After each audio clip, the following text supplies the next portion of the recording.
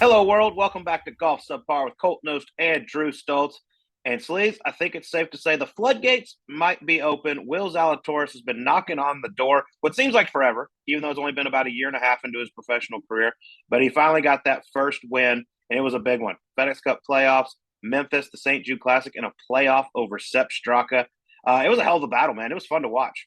Hell of a battle, especially for a tournament that 2 days in, people were talking about, look at this leaderboard. This thing isn't what you want in in your premier event. You hype it all year. FedEx Cup playoffs are here, and then boom, here's your leaderboard. It turned out to be one of the most entertaining finishes on the PGA Tour all year. And not only do I love the fact that Willie Z finally got that win, finally gets the monkey off his back to stop answering the questions, but the way he did it with the putter. Like, it was on the back of his putter, the putt to get into the playoff in regulation. The second playoff hole, the par save, which both of those par saves were just nuts. And then the third playoff hole, obviously, where a lot of shit was going on in that deal, but he elects to go back to the drop zone, stuffs it, and then makes another putt. Like, there's 3 putts right there. If he doesn't win that golf tournament, like, no one was going to point to, oh, he didn't drive the ball as well, or what about, it was going to be blamed on his putter for missing one of those putts, and he made all 3. And I'm just hopeful that we can finally put to bed the narrative like Willie Z doesn't putt good enough to win golf tournaments or clutch putts or things like that. Because he made one after another in that thing. It was awesome. I loved it. I'm so happy for him, and I hope the floodgates open. He's a stud, man. Yeah, I mean, he's obviously made a lot of improvements. Let's be honest. He was a shitty putter before. I mean, I don't think we need to try to say that he was a good putter and everybody was just saying he was a bad one. Like, he was not a good putter. And him and Josh Gregory have worked, tirelessly hours and hours and hours trying to figure this thing out. They found something out a few months ago that has seemed to really work, and he's starting to really roll. The stroke looks totally different. There's none of that. As I believe the guys from No Lane Up say, he looks like he's signing his signature in his backstroke. There's none of that. It's so much better. He's hitting so many more quality putts. But like you said, I mean, the one he made on for par and regulation was just enormous to have a chance. And then he did it again, 2 more holes in a row. It was awesome to watch. Pump for him. I could not believe Sepp Straka hit it in the water. Oh. After that, I'm going to have a little word with my boy John Davenport, who's on the bag for Sepp. But, man, I mean, I know pressure's a bitch, and it sucks, and you don't know, how you're going to handle it until you're there. But after Will hits that ball, and I know you can see it hanging on the rocks, but it can't be good. You're like, okay, let's just go ahead and shift this line a little bit more to the left here, maybe. Yeah, and I think they went back and took an extra club after Zalatoris. Like, hey, he came up short. Let's take a little bit more. And then it still came up short. So I got to think the strike wasn't exactly what they were hoping for. And I'm pretty damn sure they weren't going flag hunting on that thing. So maybe just a bad swing at the wrong time. But, man, that thing. By the way, we're talking about Willie Z's putting. Sepp Straka made some nice clutch putts, some comebackers there on the first playoff hole, the second hole after Willie rolled in that par save too. Those 2 pars on the second playoff hole, I would have bet a lot of money at the time I was live betting that 2 pars is not going to have this hole right here. And damned if they didn't both do it. It was just, in terms of like there not being a bunch of birdies or matching birdies or things like that, that was about as fun of a playoff. It had just all kinds of shit going on at the end, all the way up to when Will decided, yeah, I'm not going to try to hit this thing. There were a lot of thoughts going through my head as he was speculating there, but he went back to the drop zone, got up and down. That's not the easiest up and down in the world after you just rinsed one. No, not at all. But you got to tip your cap to Sepp Straka, too. I mean, this guy came in missing 6 straight cuts, finished dead last the week before. I mean, it was something like 37 over par in his last 6 tournaments, comes out and looked so comfortable, hit all 9 greens on the back 9. Just looked like a veteran out there. I know he won at the Honda, but, man, he's a hell of a player. I talk to Davenport all the time. They're like, he's got it. And all the guys he played with at Georgia, they're like, listen, this kid is the real deal. Like, he's really got a lot of game. I think the 6 missed cuts in a row thing was way more surprising than him winning or being in contention on the PGA Tour. Just shows how quickly guys can find it. Like, one thing, boom, oh yeah, I got a new feel, and then bam, all of a sudden it turns on. He damn near picked up his 2nd win of the year. And yeah, he's positioned nicely going in this thing and having a hell of a year, his best year on the PGA Tour. I want to talk a little bit with you about this Cam Smith ruling. It's getting a lot of attention. The 2-stroke penalty gone in. It was implemented retroactively. That he thought he was 2 shots back going into Sunday. Shows up Sunday morning. Hey, why don't you come in the trailer here? I want to show you something. He gets a 2-shot penalty for taking a drop that wasn't full relief from the penalty area, and all of a sudden, bam, he's 4 shots back. What do you think about this being able to implement penalties or enforce penalties a day after, leading up to the final round, after a guy has finished his round? Yeah, I don't like it. I mean, we saw it happen with Tiger Woods at the Masters several years ago. This one apparently was the rules official went back and watched the coverage later in the day like watched the replay and saw it, one thing I will say, like us at CBS, we have a rules official in our TV tower every Saturday, every Sunday for moments like this that possibly could happen. Because right there, normally it's Mark Dusbovic, and he can be like to our producer, "Hey, Sellers, you need to tell your walk-in reporter to tell Cam Smith not to hit this ball because he's about to break a rule and it's about to be a penalty." But I think once the card's signed, you go to bed, the thing's done. Because if it's Sunday and he wins the golf tournament, it's over. It's like done. come back Monday, that thing's not over. They're not taking the title away from him. So I'm with you on that. I hate it. And it sucks too, because with everything he's going through right now, possibly leaving the PGA Tour for live, and like, oh hey, here this little 2-shot penalty we're going to give you the next day. Like, let's just pile on Cam Smith. It just wasn't a very good look.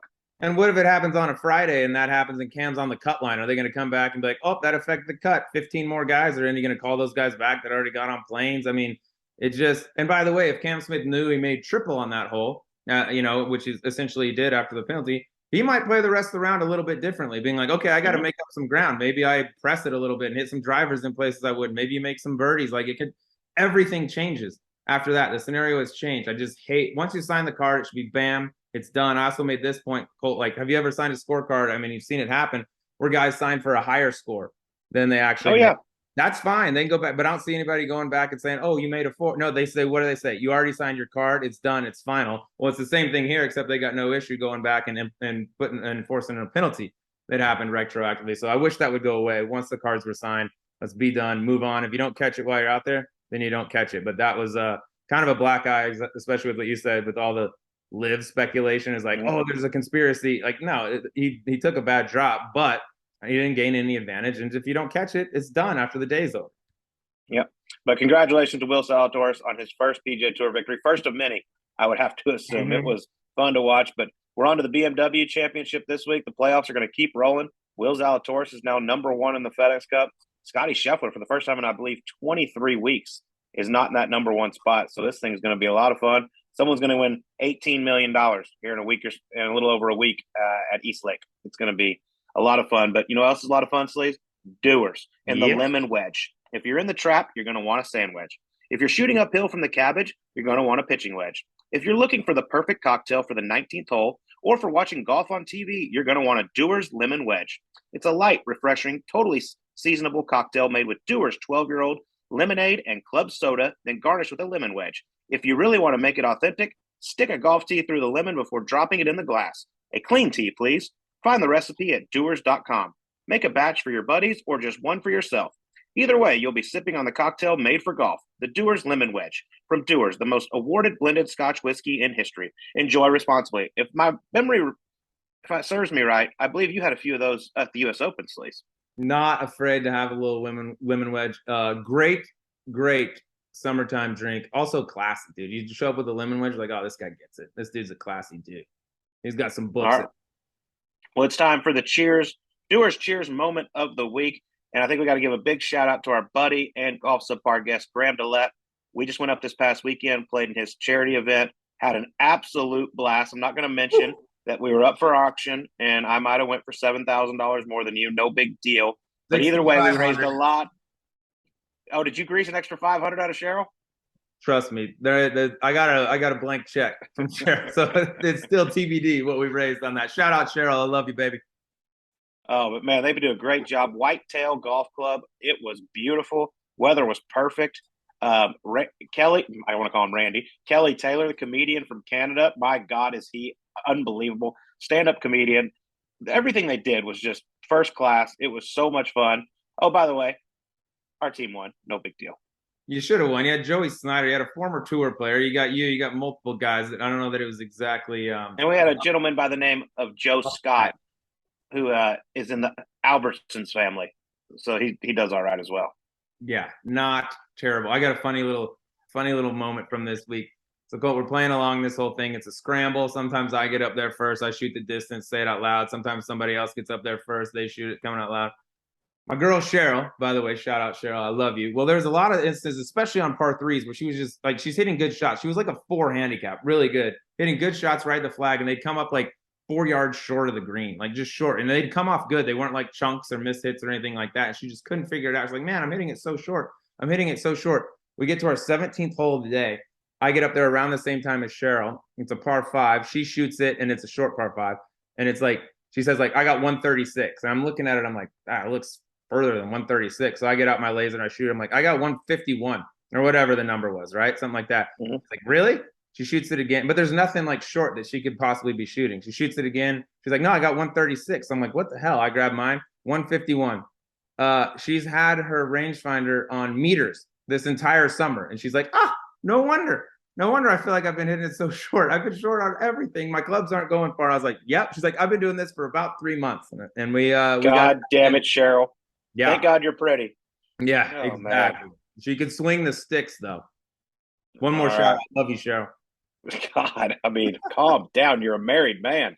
All right. Well, it's time to get to a very special guest this week. I mean, this guy is an absolute legend. Mount Rushmore of college basketball coaches. One of the best in the business. And, by the way, he came on our show, Golf Subpar, and then right afterwards signed a nice new fat contract. Tom Izzo joins us up in Detroit at the Rocket Mortgage. What a guy he is. This was a fun one, dude. Like, we have a lot of golfers on. We get a lot of good stuff. Izzo, I would say casual golfer, but some good stories digging in back to the day, his national championship teams, the Flintstones, which I was big into as a kid growing up. It's just, he's a good dude. And, well, by the way, he deserves that contract plus. He built this program. He is that program. There's going to be a statue of him in front of that place when it's all said and done, if there isn't already. All right. Well, here he is, Coach Tom Izzo on Golf Subpar. All right. The word legend gets thrown around a lot these days, but we might actually have a real one with us here today. He's in the Naismith College Basketball Hall of Fame, currently the head coach for the Michigan State Spartans, and this week playing a little golf as well. Coach Tom Izzo, how are you, my man? I'm great, man. It's first time I've played much golf. I'm starting out this year, but I played 3 or 4 times.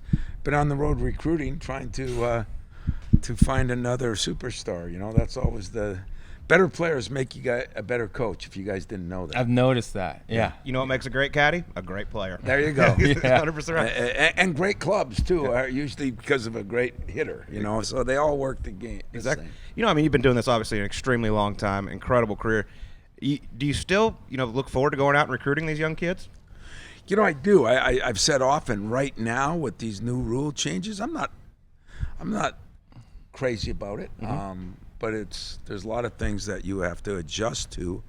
I just worry some of these are going to really affect the players. Forget the programs. But I said right now I still love my job. I love working with the kids. I love doing all that.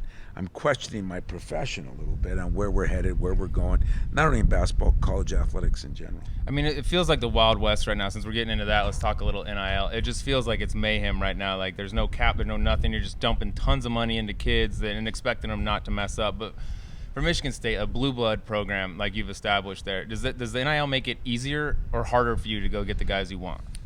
You know, it's really no easier or harder. I mean, everybody says, well, it's going to be easier, but if it's money, somebody's always going to give more money. It's not going to be any different. Wild West is probably the most adequate way to state what's going on.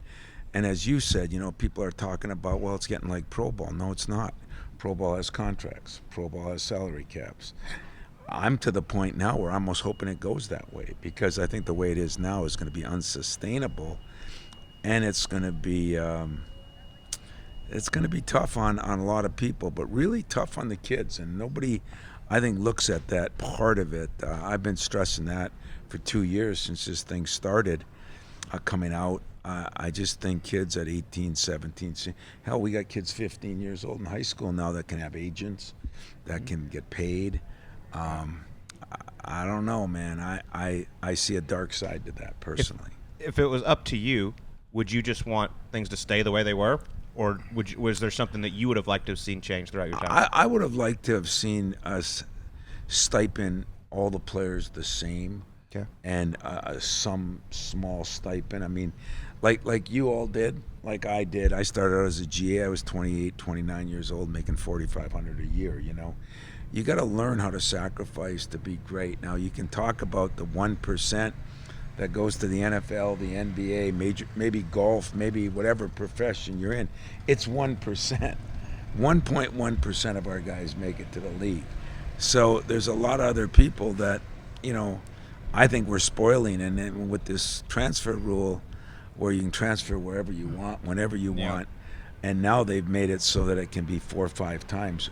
What school are you going to have to hang your hat on? Who's going to be your school at the end? How many kids are going to make bad decisions? And I think what's going to happen is coaches are going to start saying, okay, first couple of years you've had us. Now we're going to start getting transfers in and replacing you. It's just not a good, it's not good. And I'm going to take a lot of grief for that, not only when I speak publicly, but even here. But I'm just being as honest as I can be. If I thought it was going to make a 20-year-old better to quit what he's doing because he failed a little bit, what's he going to do when he's 30, 40, 50, 60, 70? Because realistically, guys, our job is to make them be able to handle the real world from age 22 to 90. And I don't think we're doing that. Yeah, it's an interesting situation we're in right now. But one of the things I've always admired about you is your non-conference scheduling. I mean, you play the best of the best, and I just love that. What is your philosophy behind doing that? Because there's a lot of other schools where they might take the easy route and play against some lesser opponents to move up in the rankings. Well, you're asking me during a tough time because it's a beautiful day out here. The golf course looks phenomenal. And you went and ruined my day. Because I've scheduled tough, as you said, for 25 years. A guy named John Chaney. When I was in my second year, we were supposed to play a game. Everybody in the Big Ten then had a couple games on TV. Well, instead of us getting 2, we weren't that good. We only got 1, and it was a conference rule. So I said, I'm taking the scheduling over myself, and So I went out and said, who'll play me and get us on TV? So I get this call from John Chaney. He was at Temple. And he said, Coach, I heard you're looking for a game. I didn't know John. And I was thinking to myself, yeah, not against you, but yeah, I am looking for one. Yeah, you got anybody else? So I'll play you. And I said, wow, I'm trying to keep my job too at the time. And he says, I'll come to your place first. I said, okay. So he came to our place. He was able to get it on TV. We lose by 1. We go to their place the next year. We're 16 up. We lose by 1 there in a last-second shot. And he came into our bus, and he talked to my guys, and he grabbed me and pulled me aside, and he said, just keep doing what you're doing. It's going to build your program. You're going to take some lumps, but you're going to become a household name. You're going to be this, you're going to be that. You'll start beating these people. You'll be better at the end of the year. So really the success I've had scheduling, I give it to the late John Chaney. Now, since he's the late John Chaney, I can say this. I'm blaming him for this year's schedule because what happened is we really had a good one. We opened with Kentucky. We had Notre Dame in the ACC Big Ten Challenge. Then we thought we had Butler, and all of a sudden we have Villanova in the Big East Challenge. And then they called me 2 months ago and talked to me about the aircraft carrier. And by the way, Gonzaga, and they're 1, 2, or 3. So we added 2 late. That took a brutal schedule because we still could have North Carolina, Alabama in this tournament out in Portland, UConn. There's some really good schools in that. And we're going to play 3 really good teams. So that'll be 7 monster games. Yeah. So I'm going to probably be looking for a job with you 2 guys. You want to join up? Can I Come join on in. you How's guys? your podcasting? Doesn't matter. You're hired. I don't think my podcast is good, but I'll come in with you. You can guys. recruit. Doesn't matter. Yeah. We're not any good either. It's And true. we still Great do point. it. In those big-time games, like who's one of the coaches you most look forward going up against? Well, it's always been good. Mike Krzyzewski liked going up against me because they beat us 12 out of Congrats, 15, though. He's 16 gone now. times. He's Yeah, out thank of the God. way. Yeah, he's out of the way. Mike's gone. But I liked everybody I played. I mean, we played a lot of big games against Tubby Smith when he was at Kentucky. In fact, here in Detroit, we played in the basketball when it was in the football field. That was a big game. We played against North Carolina and Roy in the first game out in the aircraft carrier. We played in Germany against, I think it was UConn. I mean, we've played in some big games in some unique places. And some of those coaches, Jim Calhoun, I mean, they were a trip. A really good friend of mine was Jay Wright, and Jay got smarter than the rest of us. He said, "You want to pull all these rules? I'm hitting the road." And I'm going to miss Jay. I think he was a great coach, great guy, and good for our program. And he didn't take like the victory lap or anything. Like it was just out of left. It was like, hey, one day I'm retired. Boom, he's gone. He didn't. You there know was who like no did that? attention It was behind probably it. before your guys' time, but Al McGuire, when he was at Marquette, he won the national championship. Well, that's the way See I'd you like later. to Walk do it. off. I'd like to win a championship and walk off. You know, that would be kind of cool. That'd be a hell of a way to do Come it. and sit with you guys, have a podcast. Yeah, have a podcast. Call it a day. You Have know? a few drinks, Yeah. bullshit around. Yeah. A That's lot what less we did. stressful. Yeah. A lot of less recruiting. stressful, Actually, we got to yeah. recruit guests. That's about it. You could Yeah, probably, but you're you good could at probably that. help us We with can that. dial you up. You don't got to pay them either. I'll get some guests for you. Yeah, that's one thing I can do for you guys. You don't got to pay. Speaking of some of your old players and talking with some of your buds, they said you do a great job, as good as anyone they know, of keeping relationship with your players after they graduate, whether they go to the NBA or they go on to professional lives or things like that. Who are some of the guys that you coach that you keep up with the most? Well, Draymond, I see the most now because he's doing the best. You know, I was at 3 of his 6 games in the NBA Finals. I went out to California twice, and then we have a kid named Matt Ishby around here is a big name. You know, that he's done a good job for us and helping us get places. But he was a walk-on at one time. But Steve Smith's in town right now. I think he's going to try to get down here. Great kid. He was the first kid I recruited.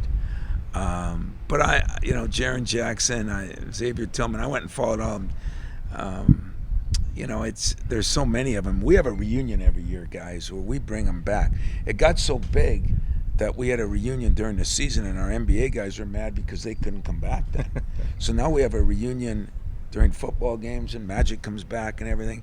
And then we have another reunion during basketball season for the pro guys that can't make it. Now they at least got to come to the football game. That says a lot about the program. The guys are like pissed that they can't. Most guys will be like, Yeah. damn, I got to go back to this Yeah. thing, but they like want to do it. Since you brought Draymond up, I'm glad you did. Yes, Like, I mean- we need some Draymond. I know, like, if he was anything like he is now at Michigan State, I know you got some stories. What's he like in practice? Well, first Same of dude, all, instigator. Yeah, you know, first of all, when I got him, he was 280 pounds. Okay, slim. So I used to call him the roly-poly doll, you know.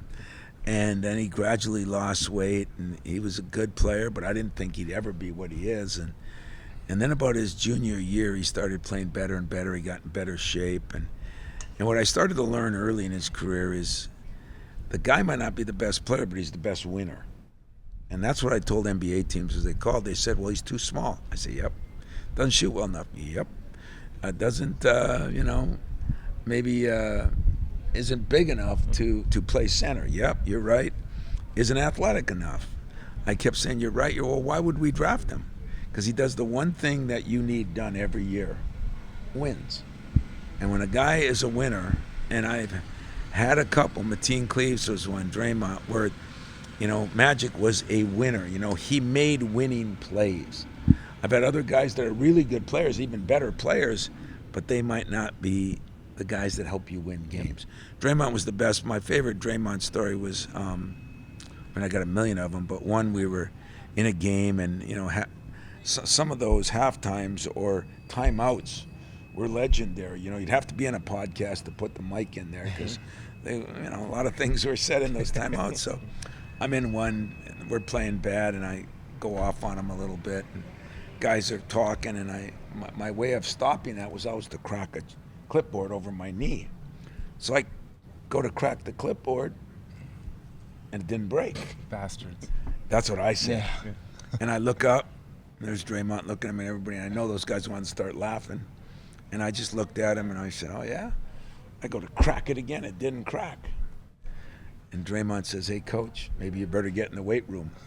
And it kind of broke the whole huddle. And after that, we went out and went on a run, won the game. And I said, yeah, that's Draymond. He always would have something to say. But I'm telling you guys, there's not a more loyal, even to the Warriors, not a more loyal human being. I'm going out to his wedding in 2 weeks in San Diego, and he's just, he's tough, he wins, and he's loyal. There's something to be, obviously, you said about that. I mean, there's some guys, they're just, like you said, they're just winners. They might not There's not be as the many flash as you thing, but think. exactly. Not as many as you think. But that's really, really cool to hear. How did Draymond feel about the war rebounding drill? He loved it. He was physical. One year, just think of how good it was back in the day. When I had Cleaves in them, we got beat one day in a rebounding against Ohio State, and we led the nation. We weren't out-rebounded by many people. So I come back to practice. I called Nick Saban. Nick was there, and I said, I need 10 sets of football gear. So end of practice, he had this guy bring him over. I put my guys in gear, you know. And Mateen was a football player. I mean, he was a two-way. And he was trying to teach these 6'9" guys how to buckle a chin strap or put on shoulder pads. It was one of the great days I've had. We went at it for 20 minutes, and I was mad. They were having so much fun. It became fun. Yeah, this one's supposed to be fun, guys. If I did that now, 16 lawyers would be lined up to sue me, you know. I'd lose my job, and yet when we come back to the reunions, that's all they talk about.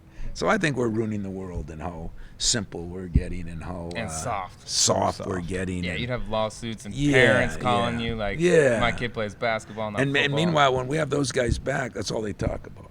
Yeah, they probably love it. Did Draymond play for the team a little bit on the football team? One year. What did you think? Did you have to get your permission? Spring ball. No, I did that when I was in college. So with Mariucci, we have a year. You know, old school. But so is Draymond. But he did. It was his goal. He had another goal that I think is really interesting. He came up to me at the start of his senior year. He said, "Coach, I'm going to one game of everybody's sport on campus." I said, "Really?" He says, "Yeah." So, you know, he went to a couple. Then I find out he went to a rowing match, you know. And, okay, going to a volleyball game, you know. I figured he'd do that. A lot of good-looking girls, you know. I figured he'd do that. Smart kid. So then one day he comes up to me, he says, "Coach, can you get me 2 tickets for a hockey game?" I said, "You ain't going to a hockey game." I said, "Nobody.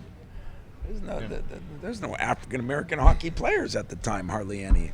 Because now I'm going. We went over there. There was a little fight because even in college then you could tussle a little bit, not like now where you got a belly bump. But he thought it was so great, man. He went back to a bunch of hockey games. So he saw all 25 sports. That's awesome. Wrestling, he went to one of every. That is kind of a cool thing that he did. Go back to Mateen Cleaves because you brought up Mateen Cleaves. I was 15 when that team won the title with the Flintstones, and I loved the Flintstones. Like I said, 15 still, but they still get talked about to that day. When you signed those kids out of Flint, did you think like this is it? This is gonna be the class that like kind of changed the face of the program? You know, I thought it would be a class that could change the face, but I didn't think it would be a class that would go to 3 Final Fours in a row, you know, and win a national championship. But you know, I told him then, because everything was the Fab Five in Michigan then, and I said, "Come on, help me build it," you know, and. He knew I was a big football fan. He was almost going to play both sports. Nick recruited him, too, at Michigan State. Then he hurt his back in that accident. Was he a running back? What was he? Defensive back, quarterback. He could do it all. And I think he would have been a good player. So, long story short, you know, we get better. And first year he was injured. Then we get better and better. We go to a Final Four. Then we go to the national championship. And I remember on the floor when we won it, I mean, you know, he said, we talked about it in recruiting. How often does it come true? You know, dreams came true. But he was so tough, and so he did such a good job of making everybody around him better. The great ones, the Magics, you know, Magic had a line that great players play great, but elite players make other players play great, and that's what he was for me. Mateen was the guy that made everybody else play great. Yeah, he was the heart and soul. I remember watching that team, and it was like these dudes. But all 3 of them were sweet. Mo Pete, awesome. It was Charlie Bell. Charlie Bell. Even the year before, we had Antonio Smith, whose brothers were both professional football players. We had a tough team, you know. We had a kid named Alan Aganya. We had a big team. And then in 2001, Zach Randolph came aboard. Yes. He was really good, and we had it rolling there for a little bit. He had some squads. And that's the other thing Mateen was. He was a great recruiter. And so, you know, coaches get credit for recruiting, but when it's a player-coach team and the players are doing it, that's when it's really special. With the game now being like, it's like feels like dunks, 3-pointers, like that's kind of thing. You always had like a rough and tumble team, defense, rebound, bang around. You had to like morph as a coach to kind of not only recruit guys but also coach that style, because that's pretty much what it is. Guys are pulling up from all over and they're 6'11". Yeah, and defense doesn't seem to be a priority anymore. No, I don't necessarily disagree with that. But the teams who win, like let's look at the Warriors. Everybody talks about Steph shooting. They've been 1-2 in the league in defense. Yeah, every year. Part of that's your boy. A lot of it's my boy, because he either plays it well, he helps others play it well, or he threatens them. You know, it's one of the 3. Well, they're scared. And Steve Kerr's done a good job with that team. But But yeah, we've had to adjust a little bit. I think we've gone away from the bigs. I think you'll see some of that come back. Everything's fads. It's like fat ties, skinny ties, long hair, short hair, mini skirts. Short shorts are now back short in. Shorts are Gotta back tighten in. those things up. All those things are. Just hang on to your ties, guys. Give it 7-8 years, and it'll come back. I love it. What is it like for you? I mean, you've been obviously doing this forever. You got nerves before the game or anything? All the time. Yeah? You know, yeah, because there's so many factors now that play into guys winning and losing, you know. There's so many things on the social media that kill these kids that they come into games, you know, you never know what state of mind they're in. Yeah. That's the biggest problem we have right now. And I think what our country has, because mental health issues is getting to be bigger and bigger, and I think that has a lot to do with it. Social media is just, it's disgusting. Yeah, these new era coaches, a lot of them getting on Instagram, dancing, doing all this stuff. Like you're old school. Like it's just that's never gonna happen. I don't know if it's old school. To me, it's right school. Better. You know, right or Just wrong better. school. I mean, I don't want to. You know, it's what I get a kick out of. Take a LeBron James. Whenever the playoffs started, he always got off the social media. Why did he do that? Because he Zero dark realized it 30. wasn't good. Yeah. And that's what we try to tell our players. You know. And I never worry about what my kids tweet because I can control that. It's what they read that kills them. Yeah, it's just a dark place out there. Yeah. So I mean, interesting. you can bring that accordion. Sorry, you can bring that accordion into the living room. That'll right, sign some yeah. kids, won't it? Are you still strumming that thing or Yeah, whatever every you call it? Christmas. Yeah, you bring it Christmas songs. Our team's got to sing at my radio show. out. That's a 5-star that's magnet. Awesome. Has there ever been, like, you see who's going to be the officials for the night, and you know, is there one guy throughout your career you're like, oh boy, I'm going to be in for a long night? One. Okay, Is there who's anyone that number doesn't one? suck? Is there one or two that don't? You don't feel that way. You know, officiating's a tough job. What makes it worse is the way, you know, in the NBA, you can only ref like 14 times a month. In the NCAA, you can ref 30 times a month. And traveling, and it's not really fair, the system we have. And so even though I have a tendency to tell an official when I thought he made a bad call, I do sympathize with him because what they're trying to do, and then now you got the angles of 27 different angles of TV. Well, if something looks different one way, it looks different the other. It looks different from the bench, look different from the floor. It's an enviable job, but God, it is fun to get on those guys once They in a while. deserve it. Some of them are so bad, especially in the college rounds. Yeah. Like, how is it? Well, the NBA is getting that way too. It's I turning think into it's a free bad. throw contest. I think it's bad because these poor guys are working so many nights. Like, to try to go up and down at 45, 50, 55, 60 years old is hard. So I do sympathize a little Who bit. grows up saying, I want to be a ref? All you do is everyone hates you, no matter what. Both sides are pretty much going to hate you at the end of the game. And it's hard work, and there's no, like, glory. No matter what the best thing that could happen is no one knows your name or no one says anything. That is the best thing that's that the can best happen case because scenario. if one team loses, the other team's mad. If that goes, if the game goes right down to the buzzer, some call's going to be affected. You know, I never thought of it that way, but you're right. You know, It's a glorious maybe job. I know what they make, sort of, but maybe they make more money than I thought. It's like being the long snapper in the NFL. No one, you could have a perfect career. No one will ever know your name. You mess up one important snap, and you are dead forever. Yeah. Worst. That's a good point. Yeah. So I'm not going to be a long snapper or official. Rule those But out. let me tell you, Rule those out. You could be, though. Could see you as a coaching snapper. basketball or football has its good moments, but it has its bad moments too. And what we got to rely on that you guys don't even have to is whatever a 17 to 22-year-old does determines whether where my 638,000 living alums are either happy or mad.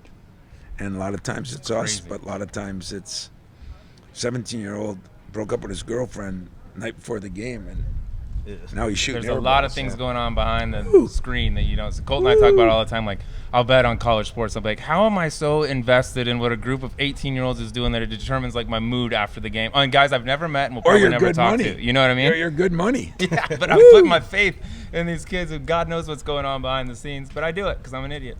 You know? Well, we're here in Detroit. We're at the Rocket Mortgage Classic. You're getting ready to go out and play a few holes. Tell us a little bit about your golf game. My golf game sucks. Put it real bluntly. Honest. But I've played good in some of these events, you know. I played decent in Rocket Mortgage a couple years ago. I back when they had the Buick Open, I got a chance to play with Tiger, and I didn't play good with him. That was bad. But I played Nobody good does. with Jay Haas. I played with him, shot my best round ever. So I've kind of risen up to the occasion. You like the big moment. I like the big moment.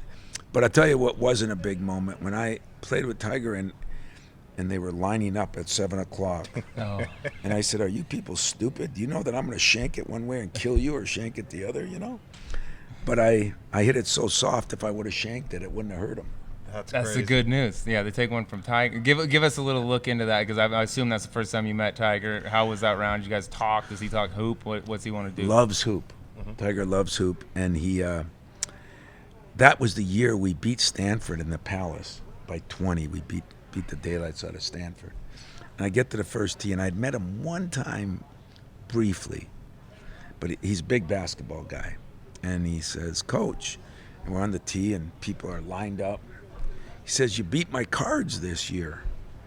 I didn't know what he meant at first, and I figured it out. I said, well, yeah, you know, he said it real nice. He said, I plan on taking it out on you on the course. So when I went up to that first wall, I was like this, you know. I was scared to death, but he read some putts. He was absolutely awesome. Absolutely so cool. loved him. That's cool. Like, you play 4 times a year, whatever you said you do, and one of them happens to be with the greatest ever. Yeah, greatest ever. And then I got a chance to play with Jack Nicklaus last year. He opened a course over by us in Grand Haven, and American Dunes. Yeah. Really, really interesting course for the Folds of Honor.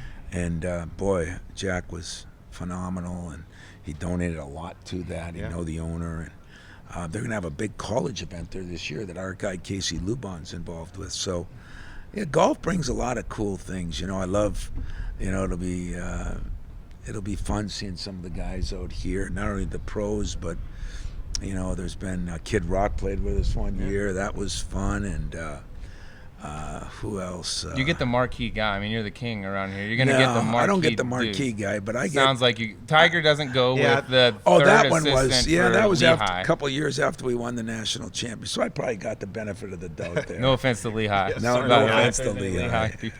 But you know, we'll have some of these Detroit Lion, these football guys will be out. They're a lot of good golfers there, a lot of good guys. Of all your college coaching buddies, who would you say is probably got the golf bug the most, and who's the best? Wow, you know, I can tell you a couple of guys. Roy Williams, Jim Boeheim is. I mean, he lives, eats, and sleeps on the golf course. You know, Jay Wright plays a lot, but not as much as those two guys. Some of those guys, they golf every day. I mean, I don't know how they do it. They must get up early in the morning, golf, then go to work. But there's some guys that really like the game of golf, and I actually love the game of golf. It's just my day job gets in the way of it. You got a busy That's schedule. a tough one. Yeah, but I love golf. It's, you know, I like to play it enough so that you can feel comfortable. You never feel great out there. But is there anything better than going out on a golf course either early in the morning or even late at night and just play? And the course smells so good. It's relaxing. It's comfortable. Even if you hit a bad shot, it's relaxing. And it brings people from all parts of the world together. And then different- 4 it's hours awesome. later, you hate yourself. I suck. I'm never playing again. And then you wake up and do it again. No, you know what always happens to me, and I get mad about it?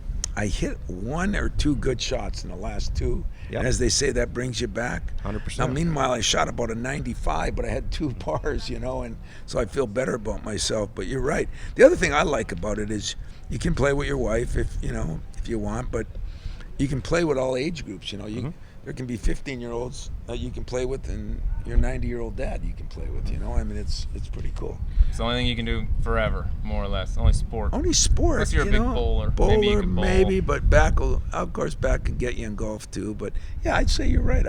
I'd say to be in something that's competitive, enjoyable, golf is probably the key sport. You know, you can't play tennis forever. That requires running. If you're Tom Brady, you can play football forever. But Apparently. other than that, Never age. If you don't eat strawberries and have aging reverse medicine, then you can play for forever. that guy's amazing. And you're married to man. Giselle, that probably helps. I think that does help. I think there's no way it's a bad thing. No, Tom don't make many bad decisions. No, and that was a good decision. If you could be That Tom one worked Brady out all right. and your wife's the breadwinner, you're doing a good job. All right, I think we got to get to the E9, Celise. Yeah, let's We've hammer got to get this. this man out on the golf course. So, Coach, we do this with everyone. We do 9 just fun questions, but we ask this one to everyone. You can be anybody else. for a day, dead or alive, who would you be? Muhammad Ali. Oh, I like we it. got a chance to meet him. He came to a game. Muhammad Ali was a guy that I thought, God, I mean, Magic Johnson. I mean, I could take some guys, but Muhammad Ali. I mean, one of the greatest world. trash talkers of all time. Yeah, Yeah, maybe the best. Also could whoop ass. That'd be a nice thing to yes, feel for a day. and was thought of all over the world, not just all over the country. Yeah. awesome. So there's Kind of. one. Yep. Yeah, transcends more than his sport. All right, give me the one player who you had to throw out of practice the most in your career. I'm trying to think now. Figured it'd be Draymond. No, I was afraid to throw Draymond out. I think it was 280. I don't blame you. Yeah.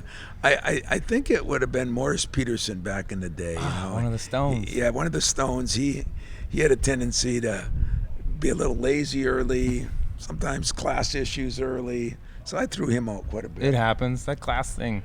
It's pesky. But then he turned out to be phenomenal. He was decent. So it was great. Yeah. I like it. All right, Mo next one. Pete. Is it true you still shoot free throws before every practice? Yeah. And That's why? true. Well, I shot 100 of them because when I was a junior in high school, I had a 1-and-1 free throw, down 1, 2 seconds left. Mariucci was standing behind me. We were about to go. It was a quarterfinal game. We would have gone to the semifinals of the state. And I missed it. And I learned then, though, that I must have got 2,000 letters from people, very good letters. But I said then, I carried that in my pocket, that newspaper article. And I had kid Antonio Smith from Flint, Yeah. who was a terrible free throw shooter, and I showed it to him, and I said I started shooting 100 free throws a day when I got the head job, and this is your second year, and so yeah, I still shoot them. That's I have awesome. a manager that usually keeps track. I used to have managers that were really good because they would keep track on a computer for the year. I was shooting 4,000 or 5,000 free throws Yeah. when you do that. Now these guys they're like everybody else. They don't want to work, so they're sloughing. So I think I'm going to go back to that just in honor of you two guys. Yeah, okay. bring that back. Sounds like you've gotten over it. No, okay. Barely. Hanging on. All right. Your son Steven's middle name is Mateen, after Mateen Cleaves, which you named him after y'all won that NCAA title. What was the backup? Does he get named Mateen if y'all don't win? And B, what was the backup plan? Hell no. He doesn't get Yeah, it. you got to earn that middle he's name. Stephen Mateen. It was after Mariucci. I still was going to name him after Mariucci because he's my guy. But I would have had to pick a new name, man. Mateen would have been out of luck. It might have been. You don't get that for Final Four. No. You got to win it all. It might have been Stephen Magic. So I don't know. But I'm glad it was Mateen. He's been great. I love him to death. And he's done a phenomenal job for all of us. But I tell you what, if my son ever ended up as tough as Mateen, I'm in business. Yeah, that dude. That's cool. You could have another one and name him Jim Draymond. If you ever want to pay homage to one of the other greats. I would be afraid to name my kid Draymond, man. I don't know if I put him through that in life. That's funny. All right, take yourself out of the equation. Give me your Mount Rushmore of college coaches. Damn, you guys are asking like tough questions. That's what We're we do. deep. We're deep people, Coach. You know, Really peel back the I gotta layers. put Mike Krzyzewski on there. I would put Jay Wright on there. He's a guy that I really have great respect for and what he's done, and some of the guys I look at aren't all the guys that had the best players, and there's a guy named Rick Barnes at Tennessee that Yeah. I think does a phenomenal job year in, year out, and I think even though John Calipari's a good friend, and I think he does a good job. I mean, I think he coaches his guys, and he'd be one. And I'm moving up Mark Few now. He's moving up onto that. Mark's another good friend that I think has done a lot of good things. The schedule that they get to play sometimes isn't their fault, but what he's done in the tournament, what he's done, and how he's developed that team, he's gotten to be That thing's a monster now out west. That thing's it a is. factory. It is. It's a factory. And yet there's a lot of great coaches, I mean, I think of Roy Williams. I think of Boeheim. Gary Williams was a really good coach. I mean, what is a really good coach? Does he just win all the time? Not really. What does he do? And some of those guys are guys that I think care about college basketball, are fighting with me on all these rule changes. That's the kind of guys I like. Yeah, I think a lot of those dudes would put you on there as when the day comes. All right, I'm going to stay on the coaching thing, or coaches thing here for a minute. I'm going back a few years. 2013, you're voted 5th angriest coach in college basketball by USA Today. In your opinion, were you underrated or overrated? God, I'm trying to think. I remember that too, and I remember who was. I want to know who the top 4 were. Yeah, Bobby at Knight had that to be up time. there. Was he still? Was he might have been coaching I don't know. still. No, he was at wasn't. Tech. No, he was gone. He wasn't there, and Gene Cady was gone, and Tom Crane. Tom Crane He was gets going. still there. Who else? Trying to think of who are guys. Pissed. Man, 4th. All of them. If I did it now, I'd be way down because I mellowed. Yeah. I was going to ask if I you- did yeah. it then, God, I'd probably be underrated. I think you got gypped a Which few is spots okay. in that thing. I think they it helps hosed in you. recruiting if they think you're a nice guy. I was going to That's ask how if you keep the chip on your shoulder, though. Being It under, is. you know what I mean? It is. That's that I was Spartan going to ask if you mentality. did anything the next year to move up that list. You got to get flimsier clipboards. Hey. Yeah, you got to break those clipboards, You don't get the one man. spot unless you can crack that thing. You know, that's a good question, though. Who was up above? I'm trying to think of We gotta who look some into of the that. guys. It would have to be. They're gonna put all like big name, big program guys up there, but I wouldn't put Coach K as like a crazy screamer. No, you know why he's not? He is crazy. If you ever coach against him I have not. and you listen to Yeah. him, I've listened to him, yeah. there's a lot of things Yeah, there to sure. those officials. But the difference with Mike is when you're 32 and 3 every year, there's not a lot to get mad about. Yeah. We're and winning your every Coach game. K, you're gonna get the benefit of every call, obviously. Yeah, and because if of your you're, resume. especially if you're playing in Cameron, you That's know, why everyone it's despises illegal. They Duke. arrest people for calling a foul on you there. Oh, dude, are you kidding me? That's federal down there. All right, next one. Toughest place to play in college basketball. You know, some of the Big Ten schools are the toughest, but Kansas is That seems like a common answer, yeah. right there. To me, Purdue is is right good. there. Oh, I really? I Duke is nice at the crazies, but I wouldn't put that in there. You know, the Kennel in Gonzaga, we won there with Draymond. Draymond had 30-some. He hit 5 threes. Oh, my. I don't think he's hit that in the NBA. No, Yeah. total, Where are yeah. those NBA I scouts told for that Steve game? Kerr, man, when I coached him, he could shoot. You know, I don't know what the hell you did to You him. ruined him, Steve. But you know, that's a tough place. Wisconsin's been a tough Big Ten schools because all those arenas are filled every night. But Kansas, Kentucky's so big that I don't think it's as crazy. I'm trying to think. We've played everywhere.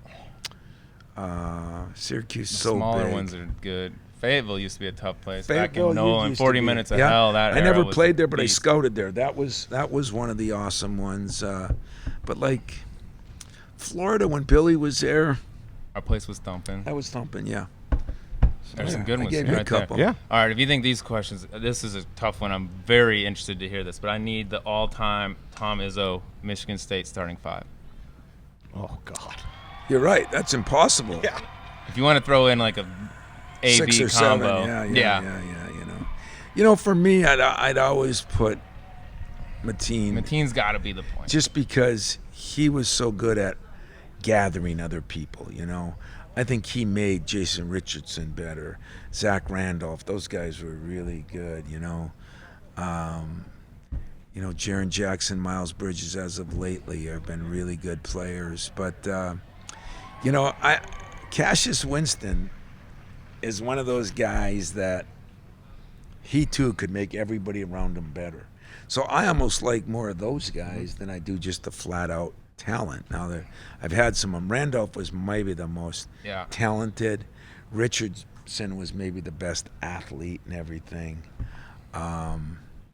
But Cleaves was the straw that stirred the drink. Yep. And so I'd have to give him the number 1. Yeah, he's got to run. He's got to run. He got to have the ball in his hands coming up. That's a tough question with all your It guys. is tough. I didn't want to put you in a bad spot and Yeah. piss off any You- former well, players. you If you did, put so I Draymond said on la- there, you might Well- uninvite you from that wedding. Oh, Draymond's on there, but he would uninvite me, but I'd worry more about the other things he'd do or say. Who knows what he'd say on his podcast? Yeah, he's got a But he got a Draymond, platform. you know, where him and Cleaves are alike is they were the best winners. They were the best winners. So, all right, last one from me. I reached out to Jay Billis to learn a little bit about you, and I asked him to describe your golf game and he said it looks like he's clubbing a baby seal when he swings the golf club. Do you think that's an accurate description? Well, he must have got me mixed up with Charles Barkley. Okay, fair. Charles is the one that does that, but I'm not great. But unlike Jay, I don't get to play golf every day of the summer and then write a little tweet something out and feel about why guys should be able to transfer every day. Get a little shot at Jay because he's a good friend of mine, but him and I are in kind of polar opposites on that. But he gets the golf every day. I don't. Yeah, pop in, say a couple things about the draft, get out there and go play 36. Yeah. It ain't a fair fight. That's what he does. Yeah, you got to figure it out. But I do appreciate him. He's very smart, and he's been a good friend for a lot of years. We just happen to disagree on something that's become very important in college basketball. Very. Well, Coach, you're the best. Thanks so much for joining us. You guys were awesome. I know you're a big handshake guy. Let's shake. I'm old school like that. You guys were great. I appreciate you having me on. It was actually fun to do it, so it wasn't a chore, and I wish you guys all the luck in the world, too. We'll try to win another championship. You guys do the same in your job. I love it. Thank you so much, Coach. You're hired, by the way, whenever you're done coaching. All right, man. That's awesome, man. You guys take care. Thanks, man. Appreciate you a lot. All right. Well, that was Coach Tom Izzo joining us on Golf Subpar. What an absolute legend. It was a pleasure to sit down with him up there at the Rocket Mortgage. I mean, talking about Draymond Green, Mateen Cleaves. It was he's had a hell of a squad go through Michigan State. Dude, he's been there for so long. And this is the one thing I've heard from other players in the league, guys who played for him or guys who didn't play with him, may just be on the same team with some Michigan State guys. They're like, no one keeps up with their players better, and no players love their coach more than like Tom Izzo and Michigan State guys. Like he said, he's going to Draymond's wedding and things like that. I mean, dude, he's that just happened this past weekend, actually. Yeah, that's why guys love going up there to play for this guy. And like I said, man, this dude is Michigan State basketball. Like at the end of the day, there ain't that many of them. We just, Coach K just resigned. Like he's probably the longest tenured guy in college basketball. I'd have to assume he's going to have a statue out front because he built that thing into the monster that it is. Not going to be a huge statue. He's not as big as I thought he was. He's kind of a short fella. He wasn't playing in the post a whole lot. But that 5-year deal that he got, I mean, maybe we reached out to Tom. We're all friends now. Maybe we get a little piece. It was just coincidental timing on that deal. You know what I'm saying? I love the way, by the way, how competitive he is, how he still shoots free throws before every practice because of a free throw he missed, I believe, back in high school to go to the state finals. With Marucci, by the way. How about that little high school in small town Michigan producing those two? Not terrible. But, can't let – man, those scars, those scabs it takes decades for those bad boys to heal. I love it. But that was our last guest from the Rocket Mortgage. I want to thank Rocket Mortgage for having us out. It was awesome. Detroit Golf Club had a blast up there. Hope to do it again next year. Really, really cool how they rolled out the red carpet for us. But it's now time, Sleaze, to talk about our boys from Fanduel. Once again, we failed on our favorite bets of the week. Max Homa absolutely shot $1 million. Justin Thomas made a late run, shot 66. Trying to get in that top 10, ended up missing by 2 shots. Just another L, no big deal. But hey, brush it off. Short memories. We're on to the Bmw Championship, a new golf course, by the way. Yeah. Wilmington Country Club. I mean, I'm kind of like you. I believe anything anyone says. I got a direct message from a guy on Instagram telling me it's a huge ballpark. The log hitters have a huge advantage. I'm like, sure, sounds great. No clue. In his defense, I just dug in on this golf course a little bit, researched it. I don't think he's lying. It's been redone multiple times, but it can play to 75-34, okay, up there in Delaware, par 71. So it's supposed to got some length. It's supposedly got some rough. I'm excited to see this thing. Actually, I think it's a big yard. Then you're gonna have some dudes just. I think you got a bus driver all over this place. Like I said, this guy. I mean, he's the first person that's reached out to me. And I'm like, okay, cool. I guess I'll take 2 bombers this week. It's true. But it's time to step up to the tee and take a swing at betting the PGA Tour on Fanduel Sportsbook. Right now, new customers can bet the tour with a no-sweat first bet. If you don't win, you'll get up to $1,000 back in free bets. You can do head-to-head matchups, top 10s, top 20s, outright winners, whatever you want. There's so many things you can bet on at Fanduel. And if you win, Sleaze, what happens? Get your money quick. Let's throw out one quick bonus bet right here, Colt. Ravens preseason game Sunday. I believe they play the Cards, but I don't know how I haven't been on this train for forever. Apparently now they've won 21. I'm firing it. I told you and producer Mark right when we left the show last Monday. I said just to throw it out there, or I believe it was when we were filming our episode with a very special guest. We're not going to spoil it, but I said I got a little tweet from somebody saying the Ravens had won 20 straight preseason games, broke the Packers record of 19, and they were playing that night. It's now 21 wins. We got the Cardinals coming up, and now that you just told the world, they're probably going to lose. Wouldn't be surprised, but what are you going to do? It's a horse I'm going to ride. Tell you that. That thing's outside the stables. That thing's fucking galloping. I'm gonna try to saddle up. All right, so see for yourself why FanDuel is America's #1 sports book. Let's get to it, Sleaze. Bmw Championship. I'm going with a guy who I took last week as my favorite bet of the week. He shot 66 in the final round. I think things are starting to trend in a nice direction. If you look, a lot of these top guys since the Open Championship have not played very much. They took a nice little three-week break off, so you got to knock a little rust off. JT's going off at 16 to 1. I'm going to take him as my favorite. Not a bad pick. Yeah, he tried to backdoor that top 20 for you. Top 10. Chipinski. I should have took top 20. 10. Yeah, you should have top 20. The little Chipinski on the 72nd went bad. All right. Based on your random guy on Instagram or Twitter or whatever, told you this is a Bombers course, and my brief 4-minute research on Wilmington Country Club South, I'm going with the best driver in the world. And he's also coming off a 5th last week. Jon Rahm going off at 14 to 1. I just think this feels like if it's everybody hitting driver over and over on a long golf course with some penalizing her up, I'll take one of the longest and straightest combinations of drivers in the world. I'm going Johnny Rahm. Haven't taken him in a long time, but I feel like this could be a Rahm week. You know, he has not been playing Jon Rahm golf. He's slid down the world rankings. I believe he's number 8 now in the world, which is not very Jon Rahm like. But I will say that was a sneaky 5th place finish last week. Like, he wasn't really talked about, didn't really show him on TV. All of a sudden they showed the leaderboard, and there his name was on the first page. Yeah, so I never hate going against Jon Rahm. I mean, every time we play with him, I'm like, my God, he is so good. It's ridiculous. All right, I'm going to go with another guy who had a great week last week, can absolutely smash it, and he needs to play well if he wants to continue his season. Going off at 55 to 1, my twin, Adam Scott. Yeah, a lot of people confusing you. Ram up at the Rocket, like, hey, Adam. I'm like, no, Yep. guys, I appreciate it. Colt. Easy mistake to make. All right, you're going with A. Scott. Staying with the trend here. I'll give you a guy that can smash it. And if you want some long odds, here they are for you. 140 to 1. Stand up, my only child and my most, I guess, loved child, Wyndham Clark. Okay.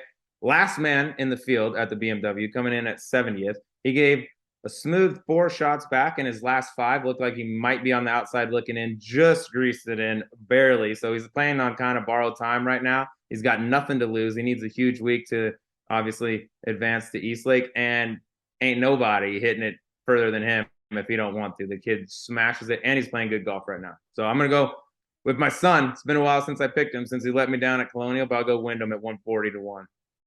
He's got to get it to the barn, because, I mean, I was lucky enough to my phone actually kept working while we were on the plane on Sunday, and I was able to watch the whole thing. And when we landed, I told you, I was like, your boy about had a disaster. Ended up sneaking in. At one point, he was in by 0.1 points. 0.1.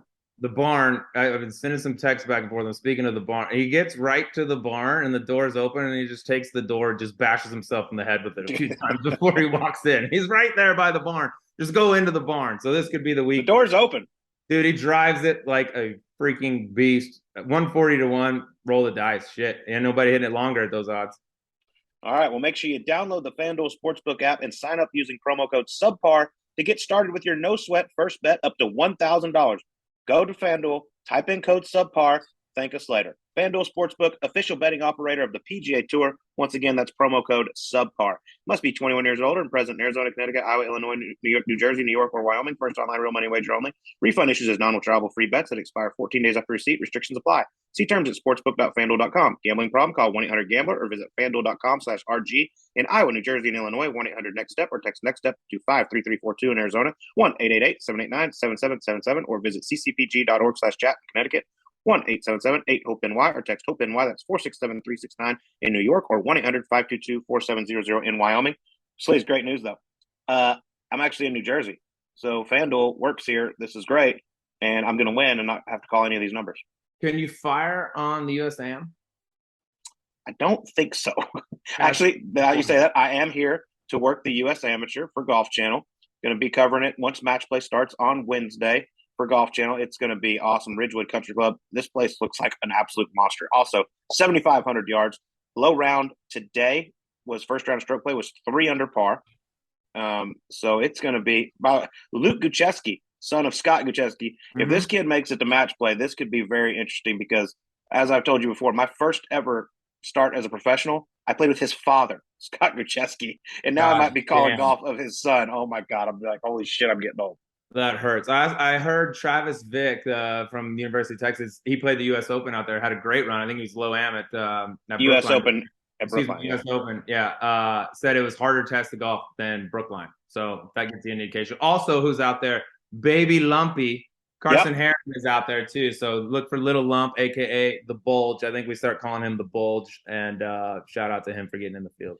He shot 4 over today, so he's going to need a good one tomorrow. But whack for freshman of the year, the guy's got some game. He's actually 4th generation Heron to play in a USGA event. Really, really cool. Wow. First family. That's the first family to ever do that. Also, here's a fun fact. His dad, Lumpy, the man himself, one of the only dudes to ever beat Tiger Woods in a USGA match play competition. Dump truck him 6-4. So put that on the tombstone when it's all said and done. Yeah, but I think Lump would be like, hey, you can come back and beat me and I'll take half your career. There's no doubt. Or a quarter. Lump is a very, very reasonable man. Future guest on Subpar, by the way. Yep, and we got a great guest coming up next week, Sleaze. It's getting close. President's Cup is almost here, and we got the captain of the international team, Trevor Immelman, joining us. It is a lot of fun, and he might take a shot at one of our good little friends, Mr. Riggs, which is always really enjoyable when guys do that. That's going to do it for us. We'll talk to you on next week's Golf Subpar.